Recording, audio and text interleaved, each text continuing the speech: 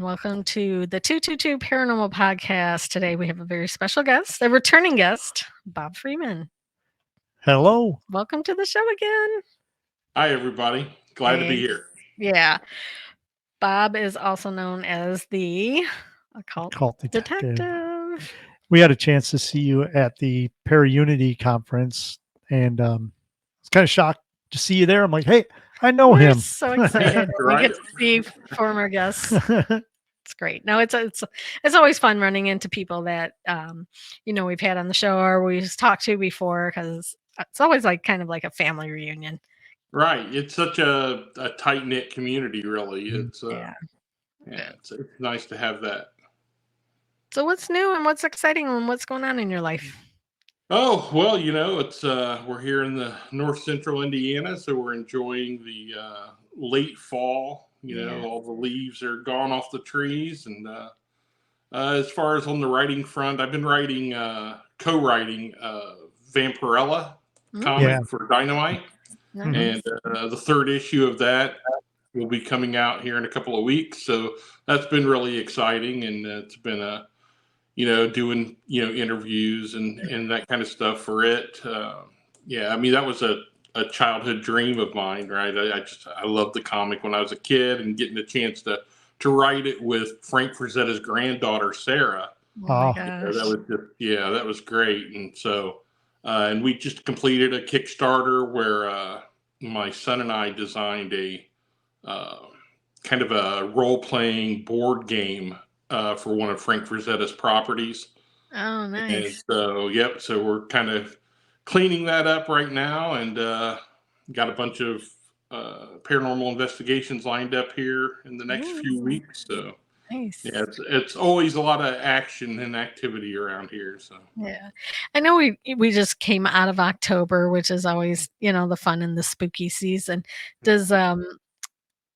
Do you get a lot of inquiries or questions about the occult more so around Halloween time?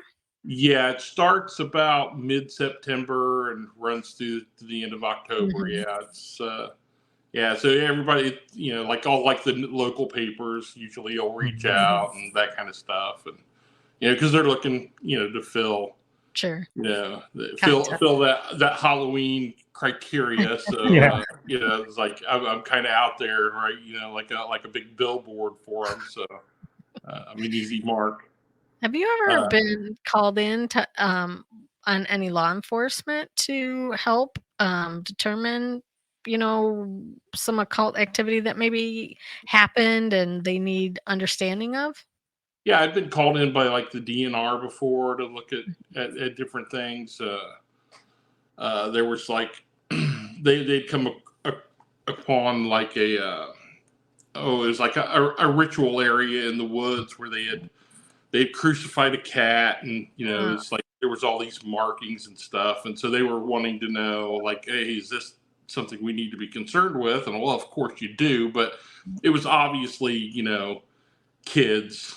Of course this was back in the late 1980s, so you had the stereotypical Black Sabbath, Ozzy Osbourne, kind of graffiti around the area.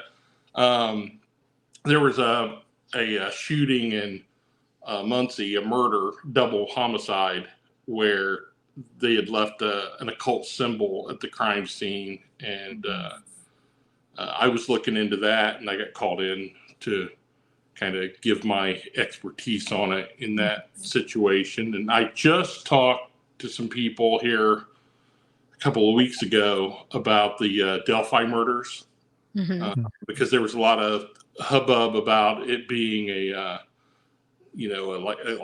Asatru ritual murder, and that's what the defense was bringing up. And so I gave them my advice on that, and it obviously wasn't. It was just the defense reaching for anything they could.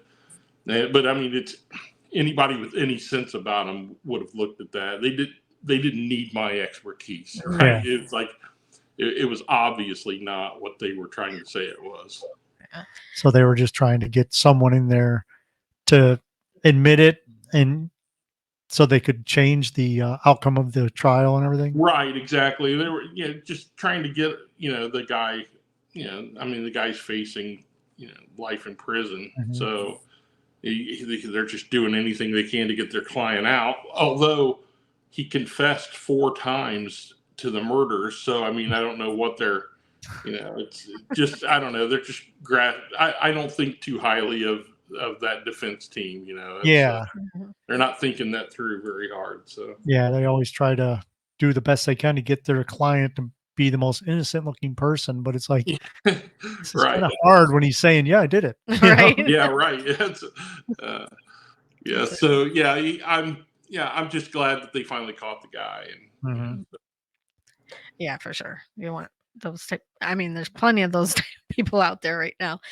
How Right. prevalent is some of these dark arts and rituals that are going on in the United States?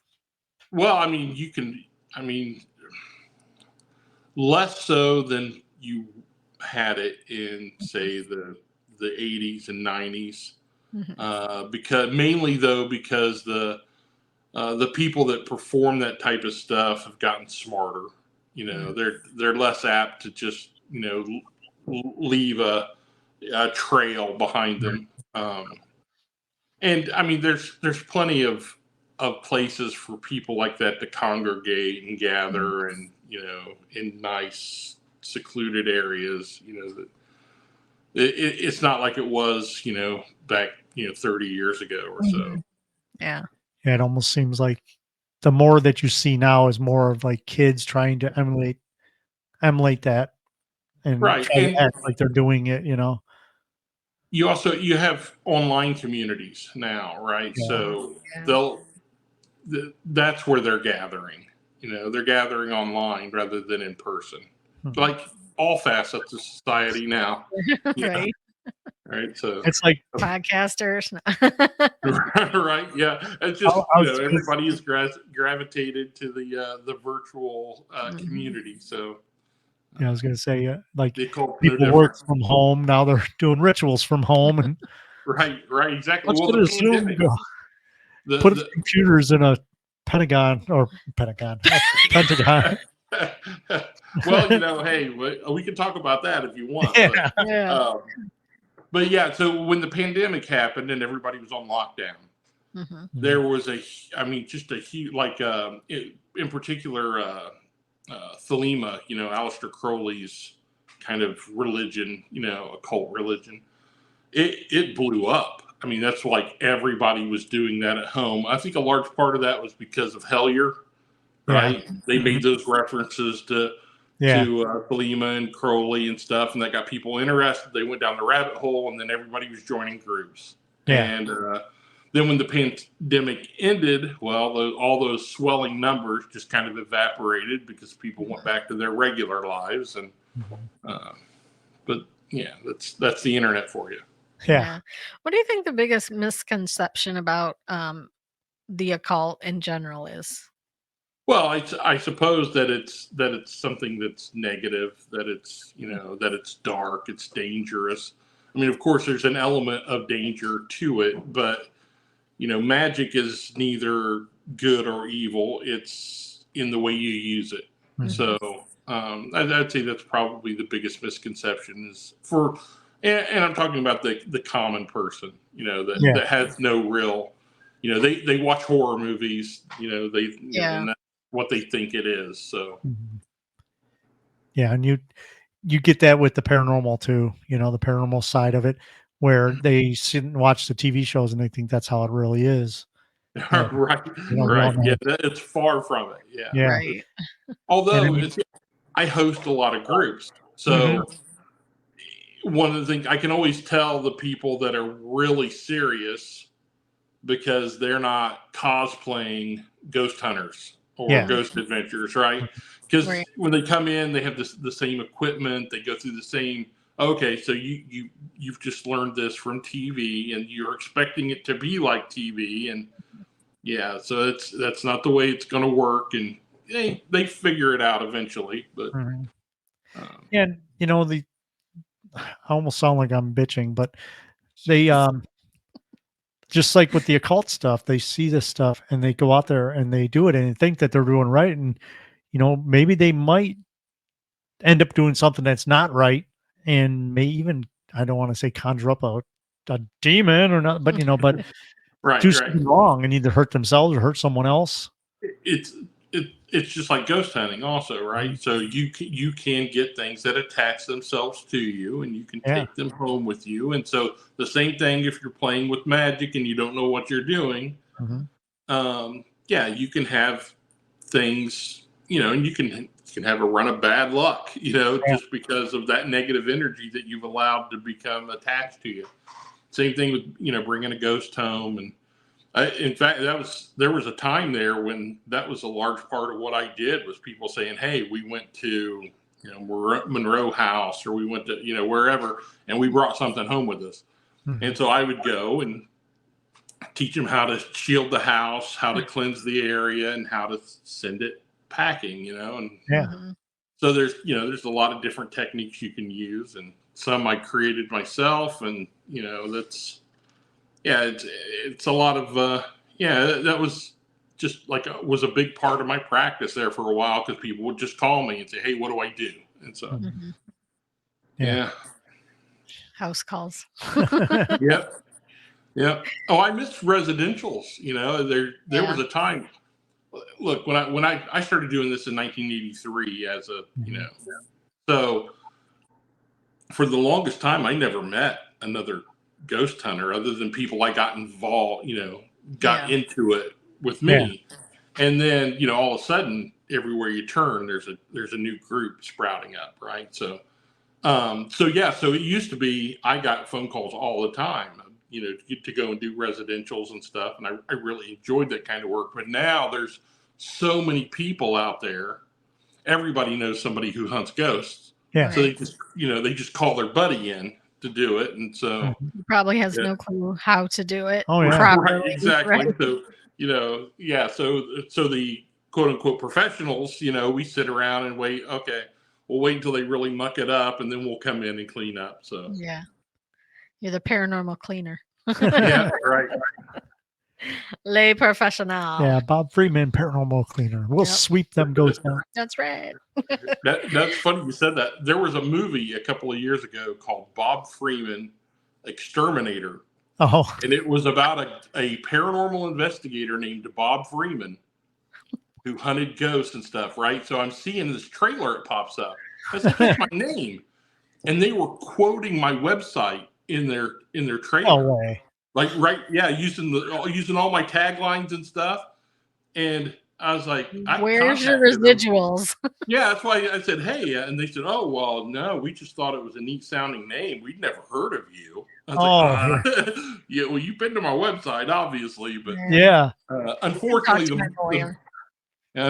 the movie didn't do really well. But if you go to YouTube and look up Bob Freeman Exterminator, watch the trailer. It's kind of fun. Right.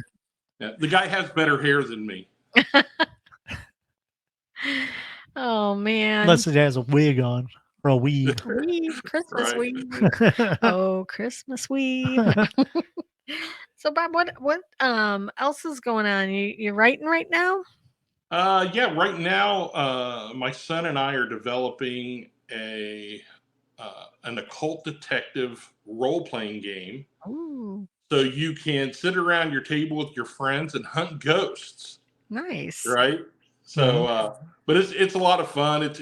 We've really delved into folklore and just like the entire history of the paranormal and the occult, and you're kind of putting it into the game. I've been a lifelong player of like games like Dungeons and Dragons and Call of Cthulhu and stuff like that. So I thought I'd take my experiences and we would put it into a game form. So we're working on that. We're going to release it next year. And then I'm also writing a sort of memoir, kind of an occult detective handbook, on how to hunt ghosts and spirits and cryptids and all that kind of stuff, kind of the way I do it, and give you a little background on the experiences I've had. So, I hope to release that sometime near the end of next year. That'd be cool. great. That's gonna be a great read. Yeah. Well, I write a lot of fiction, so, and people are always after me, it's like, so are these true stories? I said, well, like in my fiction, it's all based on things that I've experienced. I just put, a spin on it and change the names to protect the guilty and all that. But yeah, so I thought, it's high time that I just kind of wrote a book that kind of delved into all that. So yeah.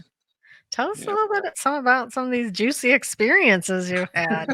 I love it.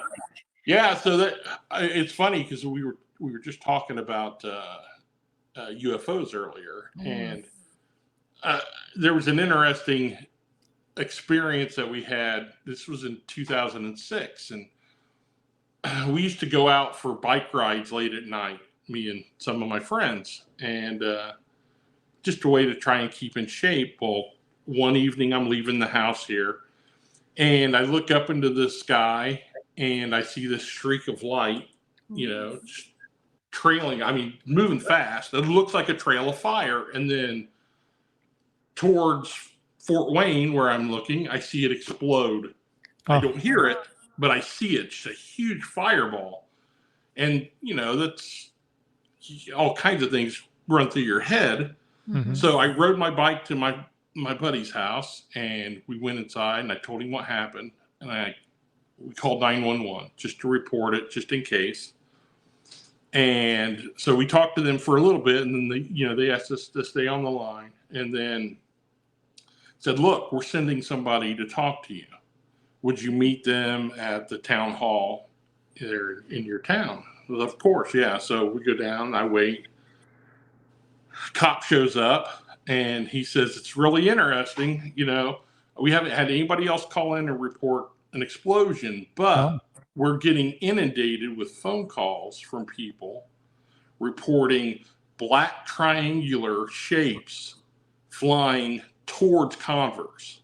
What? So, obviously those are probably stealth planes going to investigate whatever it was. Now, they ended up telling me that it was a meteor that exploded overhead, right? But it seems weird that they would mobilize the Air Force to look into that, but it's the government, so you take them at their word, right? Yeah. But that was interesting, right? That's I've had very few UFO experiences, and that one was really high on the list. So that's cool. Yeah, that was kind of neat. And the other thing that I was just sharing with at Perry Unity, right? So I was talking with the person there who was telling me that he was out near the Mississinawa Reservoir when he experienced what he could only describe as like a dogman or a werewolf. Well, so I got to explain to him that look, I had a similar experience to you, right? So there was this place where people used to go out and perform magic rituals at a place called Goose Creek, and it's it being a reservoir. When the water is let out, everything subsides. You see the old world as it used to be, right? Roads that are usually underwater, suddenly they're barren. And we were out on one of those barren roads that's been, revealed by the receding waters. And we see these lights floating around in the woods, obviously eyes looking at us, kind of had a red tint to them. And we're kind of freaking out a little bit because, we don't know what it is. So we start slowly moving towards, the way out. That's the little road leading up to where our cars were parked. And we got to kind of pass right by these things. And as soon as we get close, they start growling. They start rising up, and these things are big. Yeah. I mean, it's dark, but there's a nearly full moon overhead, so we can see. Yeah. And we see these large silhouettes, we can see the ears, we can see the hulking shoulders. and see the eyes just kind of going, and they're like, yeah. So all of a sudden, one of my buddies takes off running. He's and then they just, those wolves, dogs, whatever they are, they start coming out of the woods towards us. So we're all running. And I mean, it's just, we're running for our lives. And we get up to the top, and there's like a barricade blocking off the road. That's why we park at the top of the hill. And we're like leaping over the barricade, climbing in the cars. And we can hear these things right on our heels. You don't dare look back. Yeah. But we get in the car, and they're gone. They're not there. And it's like, okay, yeah, that was a new one for the books, right? Yeah. So it's crazy.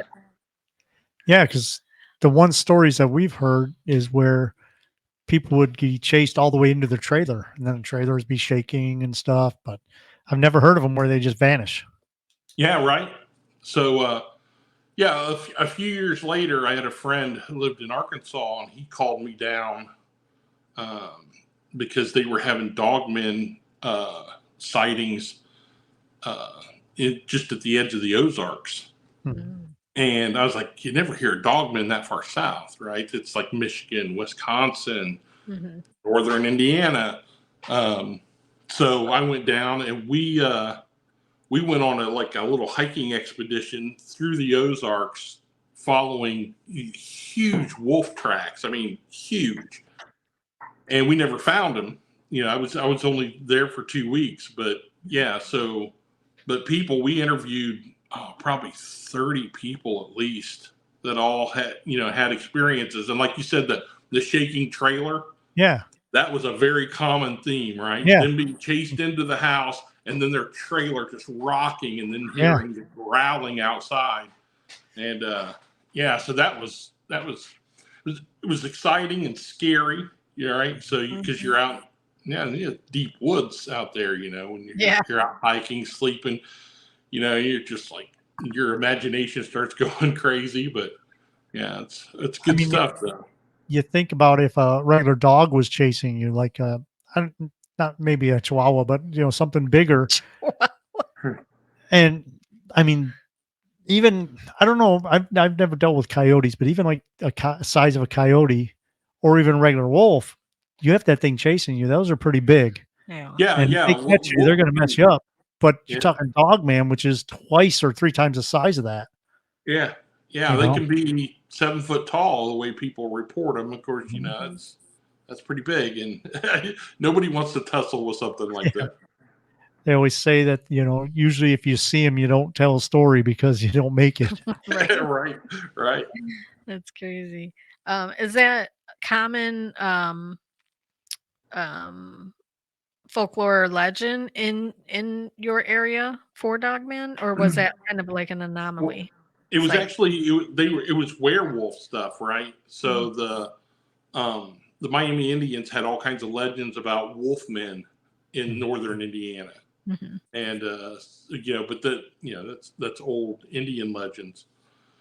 So to me, the experience I had, that I was the only person that I knew that had ever had something like that happen to him. And I the first novel I wrote was about werewolves in this area, right? And I just wrote this fictional account of these hereditary werewolves that lived here.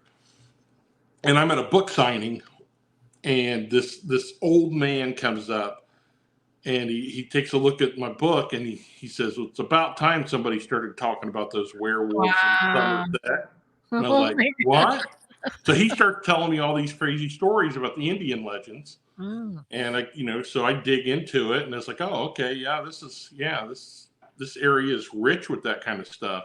And then I started meeting people that had similar experiences. So it's kind of exciting. Yeah, it is, because we're used to like Bigfoot and stuff like that, and the closest that we've ever come to talking about dogmen and that is down in Defiance, Ohio. They had a sighting down there, I believe, and it was in the 70s. But that's the only thing around here that we ever hear of that, because our thing is Bigfoot. Right. And we don't get the dogman or the werewolf stories around here, but it it's so interesting because it's one of those things where, okay, if these things exist, how do they live? How do they breed? How do they, do they go out and eat deer? Or do they, do all that stuff? And to see them that often, there's got to be a like breeding population. Right. If they are, in fact, yeah. Well, see, that's the. If they're They not, are they ghosts? Are they Are they extra-dimensional? Right. You can get into Yeah. all that, right? So, yeah. Mhm. And once again, we talk about Bigfoot. They say sometimes that some people believe Bigfoots are interdimensional and stuff and can phase in and out, but yet they leave footprints, just like the tracks you're following. So yeah. that has to have weight to it. Yeah. Maybe we just don't understand that even though it's interdimensional, they still have mass and they can just Right. Yeah. blink They're in just and out. crossing over and then crossing back to some kind of portal, maybe. It's that's the problem is we just don't know. Yeah. Right.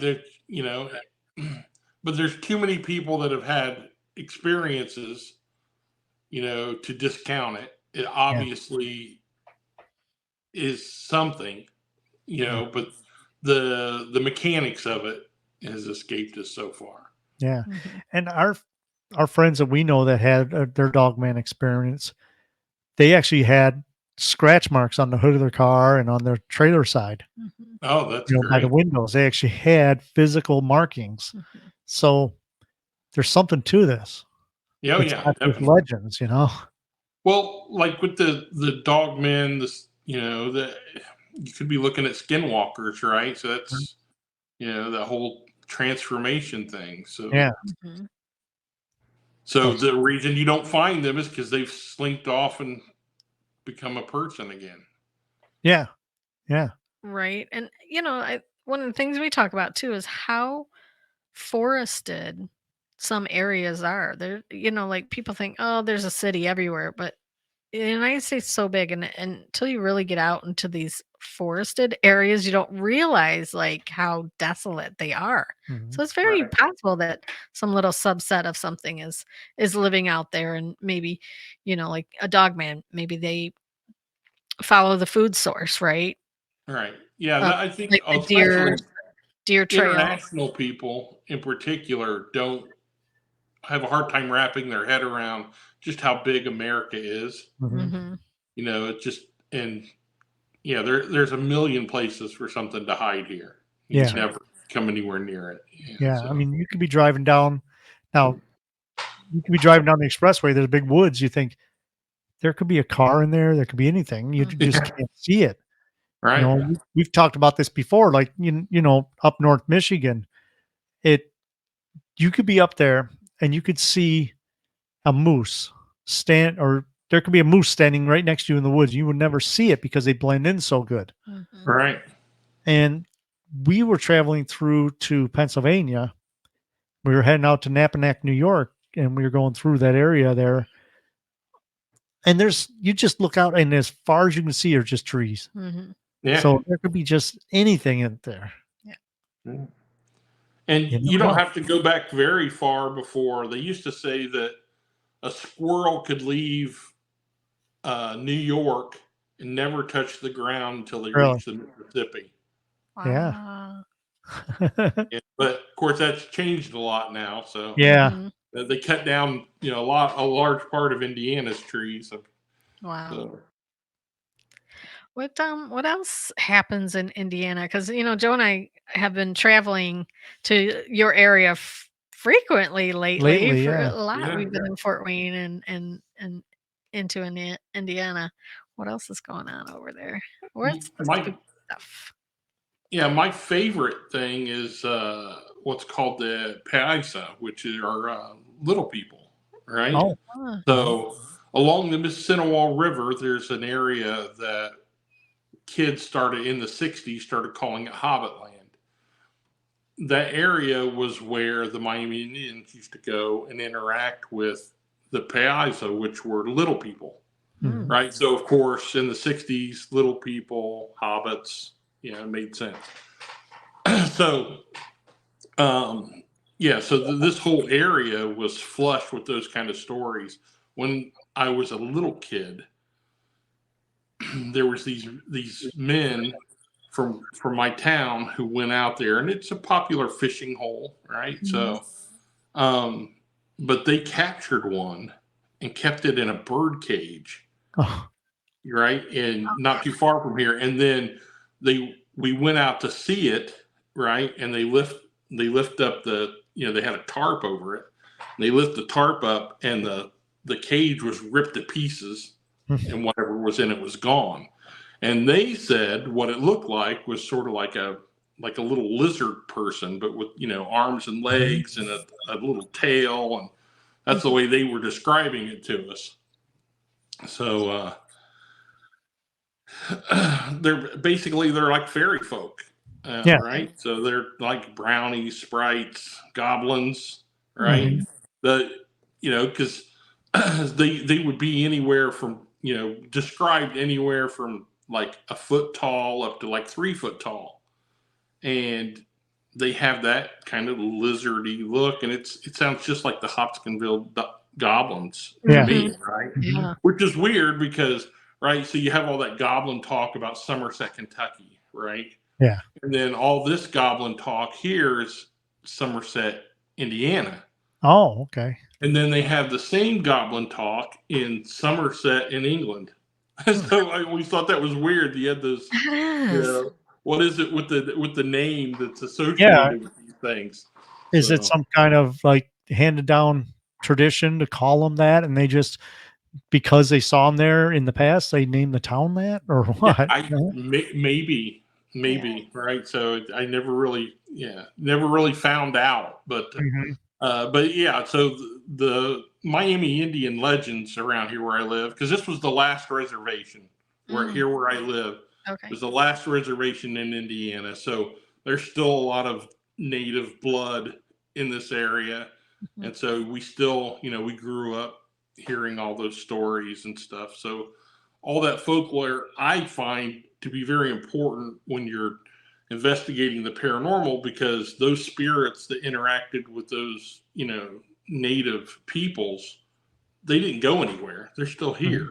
Yeah. Mhm. So you have to kind of learn how to interact with them. And so that's always been a big part of my practice. Yeah. And I think it's interesting too because everybody's out looking for ghosts, but there's so many other things that are out there, and it's almost like you can't see the forest through the trees. You know what I mean? Type Right. thing. Yeah. Yeah. The spirit world is diverse and vast. And yeah, so most people just concentrate on and consider it one of two things. It's either a person who has died and hasn't moved on, or it's a demon. Yeah. Right. Just There's right, no in between. for everybody. That's the way they think. It's just, Yeah. Mhm. and it's not a two-sided coin that you're flipping. It's like a 20-sided die. Yeah. It could be Right. it could be anything. Sure. And It's that's part of the challenge, is figuring out what it is you're interacting with. Mhm. it's interesting we talk about that because I've just remembered something when my brother lived, my other brother, not this brother, the other brother. He lived a couple streets this way. He had a neighbor and they were from Kentucky, and they kept telling my mom, trying to convince my mom and dad that little green people lived on their mountain. Oh, And my yeah. mom and dad were like, these people are nuts. But I just remembered that. It Mhm. was oh, what was their name? I don't know, but I can't remember, but yeah, I remember they were like, "Oh yeah, used to see him all the time," and I'm like, "Okay," Yeah, they have but good moonshine there's down there, but yeah, yeah, I don't partake. I but can't recover like I used to. right, it's just like you said, it's the same thing, only a little different because different tales, they tell them different shapes, Mhm, different colors, different, you know, going back to like Hellier, they're basically the same style beings, just different folklore. So they're right, shaped a little different, or they do different things, or mhm. like Tommy knockers and all that stuff. And it all has to do with caves, yeah, right, and Yeah. even and like gnomes, they the story of gnomes. We have a nephew that says he saw them in the park. Mhm. It's like they're all. I keep saying the same thing, but you know what I mean. They're the same idea behind them. Yes, exactly. And if you think about it, like, in the past, people saw angels, right? Mhm. And then now they see aliens. Yeah. I think there's a lot, and sometimes you'll have two people that experience the exact same thing, but they see it differently. So I think that our brains work in a way that tries to rationalize this strange thing that's happening in front of them, and they're seeing it in the only way that they can, Yeah. that makes sense to them. Hmm. Um, so that could be a large part of it. Yeah. It could go back to like your natural instinct, your fight or flight instinct. Like, am I really seeing this? Do I need to be prepared? Like, a million things run through your mind when you have these type of experiences. You've seen probably what, a million ghosts? No, I'm kidding. But when it truly happens and you see a full body apparition, or you have something banging right next to you in the basement of a haunted old hospital that Mhm. just happened, it's like, okay, do you tell people? Do you share that experience? Are they going to say you're crazy, or are they just not going to believe you? Or is somebody like us who are in this be like, that's interesting, and we need to Right. document it, Mhm. right? Well, a long time ago, I decided that, I wasn't interested in gathering evidence to try to convince non-believers that this Right. stuff is real. I know it's real. And Mhm. that's, for me, it's the experience that I have in me collecting the stories, the stories of my experience, the stories of your experience, and the stories of the entities that I interact with. Mhm. Right. And that's what it's always been about for me. It's just Mhm. the story behind it. And I love to hear them. I love to experience them. So that's enough for me. Yeah, and everybody's going to be different. Even Mm. I've always believed that if something is going to show itself to you, it's going to show it so that you understand for one thing, but it's also Maybe. going to show you its form or that so it doesn't really scare you.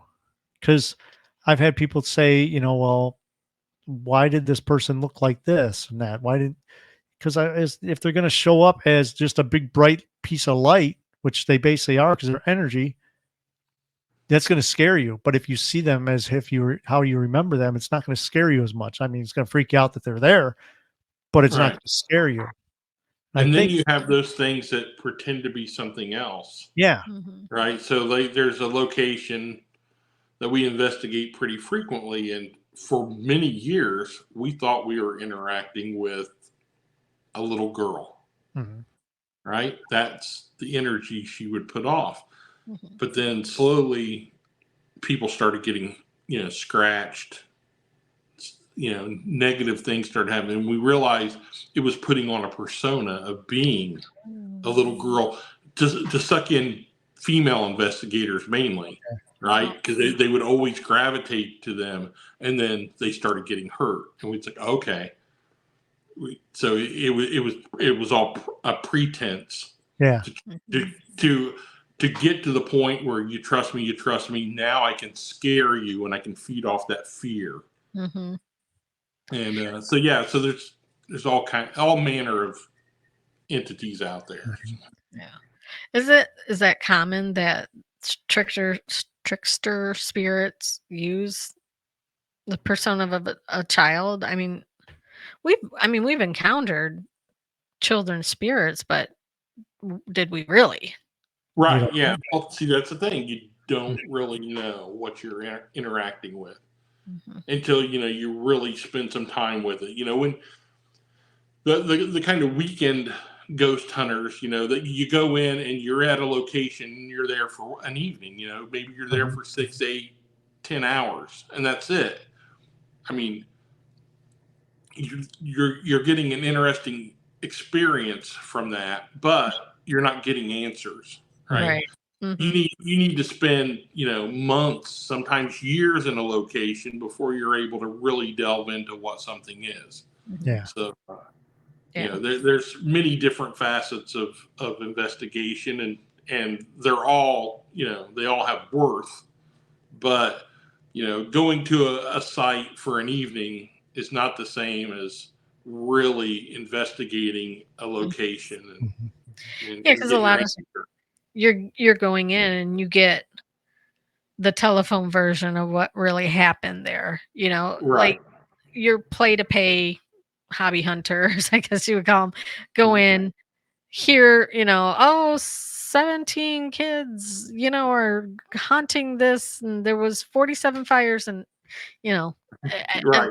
and a real investigator is going to go to the library and see if there was ever, children that lived here or fires that happened or, you Right. know, Well, we look had that deep happen into here in the. Indiana where Mhm. a guy he had a location that you could go and investigate, and he had this long story, right? And it was all, carefully cultivated. It was just an old house out in the middle of nowhere, Okay. right? But what was interesting is that people were having experiences Yeah. there, right? Because I often say sometimes it's not the place that's haunted, it's the person. Mm.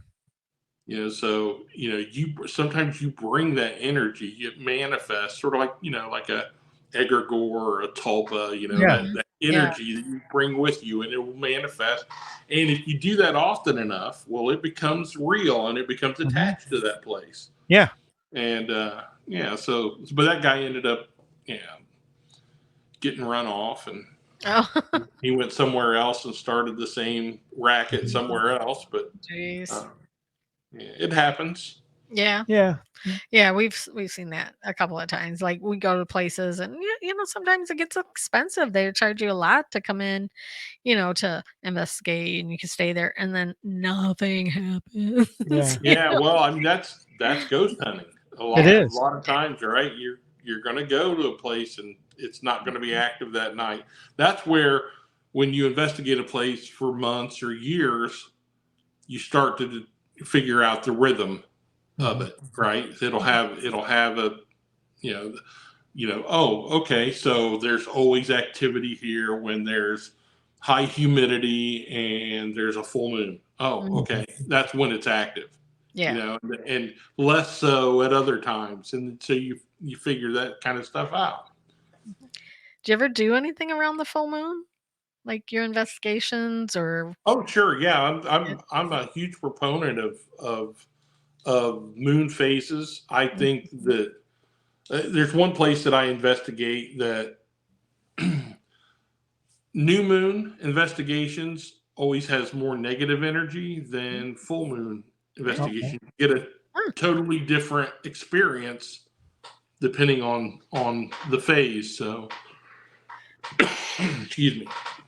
I always loved watching those movies that, of these old Victorian lunatic asylums, and the moon comes out and everybody goes nuts. Yeah, well, they It's call it true. lunacy for a reason. Right? Yeah. Right? Yeah. It wouldn't it be. Our bodies are made up mostly of water. Yeah. Mhm. So the moon has a tidal pull. Mm-hmm. So it is manipulating the water inside of you Mm. and causing change. Yeah. So yeah, it's science. It is. Science. It's all energy. We're all energy. She It's, blinded me with science. No, I just think it's fascinating though, like to see what type of activity happens during the full moon versus any other time. Mhm. You know, I, we've gone to investigations on full moons and it's been nuts. Yeah. Yeah, right. Yeah. Lots of activity. That's I always recommend you keep a journal, right, Mhm. of your investigations, and you track all that stuff. Mhm. Track the face of the moon, the humidity levels, is it raining, not raining, you're right. All that stuff can play into it. Sure. And if you track that long enough, you'll see Patterns. Yeah. Oh, that's so cool. Yeah. So interesting. Does occult activity happen more around the full moon? There's it, different types of magic is performed at different phases of the moon. Okay. So it's not it's never that there's more. It's Mhm. just it's always different, right? Oh, So, okay. yeah. So like in witchcraft, they do a lot of full moon rituals, right? Mhm. But there are other forms of magic where you'll utilize a half moon, right? Yeah. Mhm. Right, because then you have balance, Yeah. light and dark, right? So any of that triggers the collective unconscious, right? Jungian psychology, you get into it, and that plays into your brain, right? And so that helps manifest different things. Are you a big proponent of manifestation? Yeah, sure. Like I always said, the thing ghost hunters should get more involved in magic because magicians, their whole business is conjuring spirits and Yeah. bringing them forth and conversing with them and so yeah, as a ghost hunter, you go to the locations you're trying to find a spirit. Well, why not use magic to help them manifest Mm. and interact with? Yeah. Yeah. Because if they don't have the energy to manifest in front of you, using the magic can help them get the energy. Exactly, right. And I guess that's why people use stuff like moon water and all that kind of stuff. That you're starting to see more and more of that with investigators. Mm-hmm. The further they get away from strict scientific, quote unquote, scientific methodology, the better it is, in my opinion, because most of the science of ghost hunting is sketchy at best. Yeah. A lot of the equipment is dodgy. Yeah. Because a lot of the equipment is not even used. It's not made for that. It's not made to do certain things. Cat balls. Yeah. Right? Yeah. They're cool though, but Yeah. Right. So Yeah. a lot of They make it's like anything that has flashing lights Yep. and you're right I and was stuff. just It gonna looks say. really good on TV, and so therefore, Yeah. right, it makes that Mhm. transition. That's because you need that for TV. You Yeah. need that visual element, Mhm. and it really works. So. The best ghost or spirit hunting equipment is your senses. Mhm. How Yeah. you Right. feel it. Yeah. I'm a firm believer in that. Yes. Yeah. You were born with them. Yeah. Yeah. Mm. Mhm. Yeah, and people just kind of tune it out and don't develop it, and then there's other people that just embrace it and are open to it, and are the ones out there communicating with the Mhm. spirits like yourself, and um, you know, trying The, to answer these questions that we all have, right? Like, but don't you find, and I know Joe says this all the time, but when you start asking questions, it opens everything up. There's more questions, more questions, more questions. And you could go yeah. down 37 rabbit holes just Yeah. about one, short discussion about, elementals, Right. whatever. Yeah. Sure. It's keeps me up at night because I'm on TikTok watching all of these videos, paranormal talk all night long. Like, that's interesting. That's interesting. I never thought about that. I never tried that type of. Yeah, Uh, it's interesting that you brought up elementals because, well, that was really my introduction. So when I was 8 years old, um, and I had a fascination with Bigfoot and mm, ghosts and all that stuff at that early age. My dad kind of got me into it. They were from Arkansas and they filled my head with all kinds of mhm, Arkansas folklore and all that kind of stuff. So I was really into it. But when I was 8, I was staying at my paternal grandparents' house, and my great grandmother had stayed there, and I was in her room. Was in a nursing home, mm. and so I'm digging through old steamer trunks of her stuff, Oh, right? cool. Because you're a kid, you're nibbing.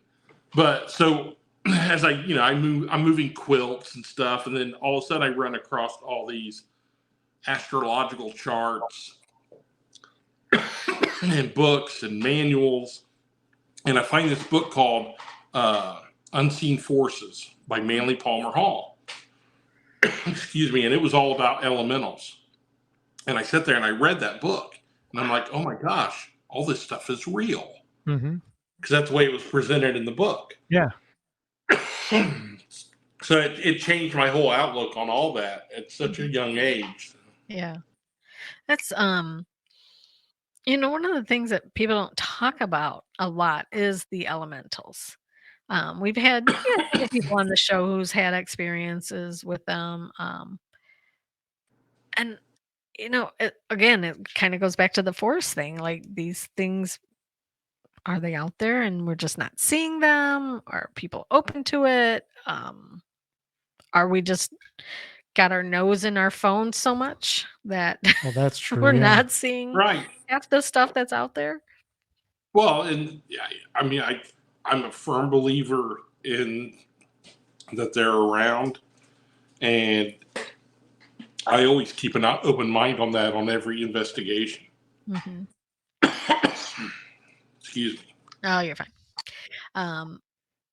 That brings up a good point too, is some of these times when we're out doing these investigations, whether they could be at cemeteries, they could be other places. You know, I mean, I know people that just did a investigation in a cave, and we don't know if the spirits that we're talking could be elementals.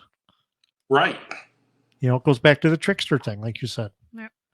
But it's just you got to keep an open mind of paranormal as in everything. It's not just when say paranormal, people think, oh, that's ghosts. No, that's everything. Yeah. Right. Mm-hmm. It could be anything. Yeah. You always got to be ready for that. Yeah. Yeah. For sure. Yeah. And you got to protect yourself, like you were saying earlier, because you never know what's out there and what they're going to do to you. Well, that's why approaching it as I do, like as an occult detective, Mm-hmm.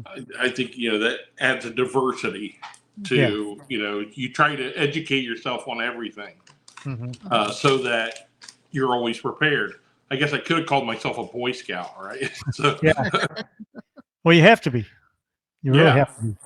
Yeah, if you're going to do this, beyond just being a weekend warrior, you need to educate yourself. It's that simple. How big is your book collection? Oh, man. Well, I wouldn't want to move. But, I'm here to stay. Yeah. You should just do a video and just talk about all the books that you have on the topic. Well, we've got, in our house, we have a library in our attic.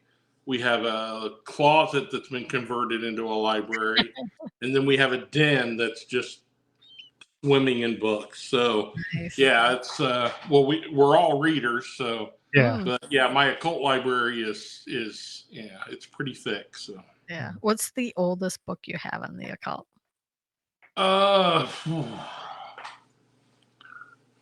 Trying to think. There's a book from the late 1800s that's a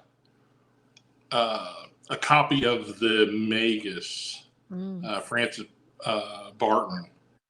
That'd be the oldest one I have. Okay. So most of the stuff I own are reprints. So that I've been buying since Llewellyn and Weiser and that stuff started releasing all this stuff in the 70s. Yeah. So I really collect those books because I'm not rich enough to afford very many of the.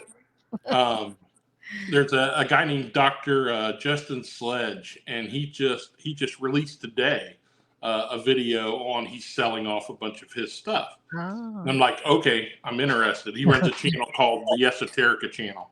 So I go and I look, and everything was like $3,000. Oh man! And you're drooling, because this stuff is from like the 1600s. Like my Latin's not that good anyway. So it'd be neat to have, but it would, I would be months trying to translate it. So yeah. That's interesting. Do you own any particular occult objects or haunted objects or paranormal objects or anything along that line? Well, yeah, I've got a few that I've collected over the years, but probably the most interesting object I have. Don't say your wife. I have a Bozo doll Oh, really? that was purchased for me the day I was born. Right, so my grandparents bought it for some reason, and it's, he's 3 foot tall, and it's so he's very vintage, very cool. But I used to take him ghost hunting with me. Oh my Right, goodness! so he has collected so much energy, right, over the years that I would say he is the most magically charged item in my collection. He's just, I've got people that just cannot, they hate him. Right, they just, he scares them. I had a roommate that would not be in the same room with it.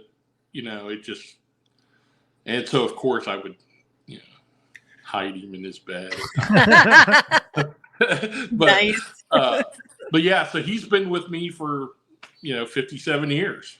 Wow, that's And cool. yeah, he's Where do he's you keep him? hypercharged.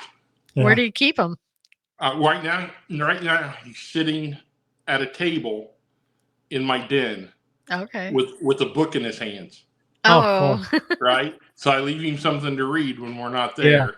That's cool. So, Have you ever put a camera on him and let it run for a couple hours or overnight or anything? no, I'm a little afraid to do that. Yeah. I mean, I like to imagine that he's up to no good, but I don't want to actually see it. Yeah. So, You'd like to be able to sleep at night, right? right. Yeah. So, well, as soon as I had footage of it, then my son and my wife would see the footage, and then we'd have to move. Yeah. And I've got too many books, so That's right. Right. You need a U-Haul. Yeah. But Bob, this was great. Yeah. It's so nice Our to catch time up is with ended. you, and we always enjoy seeing you. And it was great seeing you at the event. Yeah. At the Para Unity conference, and hopefully we'll see you around the other different conferences. yeah, I hope so. Yeah, and I appreciate you having me on. It's always fun to chat with you guys. Yeah. Thanks for sharing the stories. We love hearing, haunted or paranormal or UFO elemental stories. It's amazing. Now, I noticed that you do have your books on Amazon. Is it the only place you can get your books, or do you have other outlets that you can get your books on? Amazon's the best place to get any of them. Yeah, so that's just swing by my website, occultdetective.com, and I've got a little link there that'll take you to all the stuff. So Great. That's great. And we'll put it in the show notes for our listeners as well. Oh, thank you. They're going to want to check out all your books. Yeah, they're awesome. Yeah, for And sure. with the new comic book style ones coming out, that I was looking at those really cool too. Thank you. I was never really into that style, like that style of reading, but I was looking into it. I'm like, I might just have to start looking into this stuff. Oh, Right? Yeah. a new rabbit hole to go down. Yeah. Yeah. There you go. Thanks, Bob. Yeah, it we was appreciate fun, your time. and we'll see you on other conventions. Yeah. All right. Thanks, guys. We'll cross again. Thanks. All Bob. right. Goodbye.